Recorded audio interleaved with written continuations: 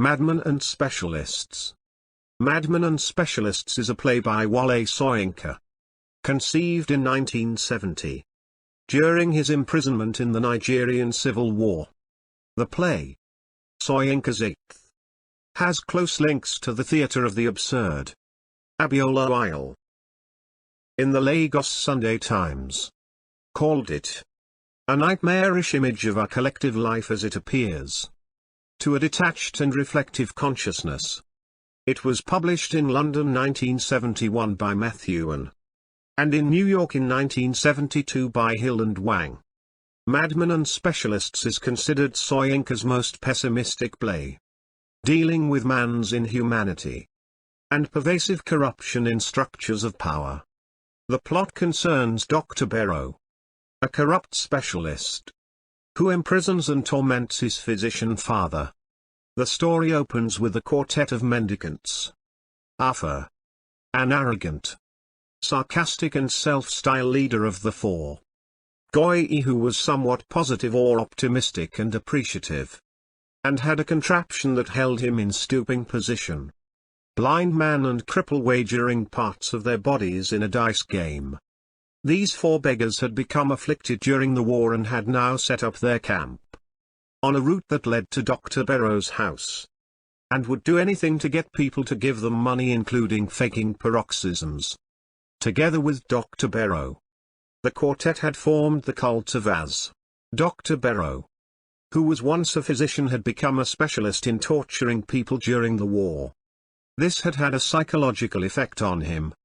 Back home he had kept their raving and demented father in a room, like an oubliette, and had tasked the quartet mendicants to keep watch and prevent his sister from entering the room in which their father was kept.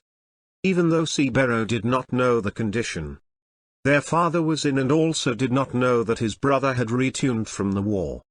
However, overlooking them were two old women, Iwagbu and Iamate, who had helped Bero keep her brother's practice going in his absence.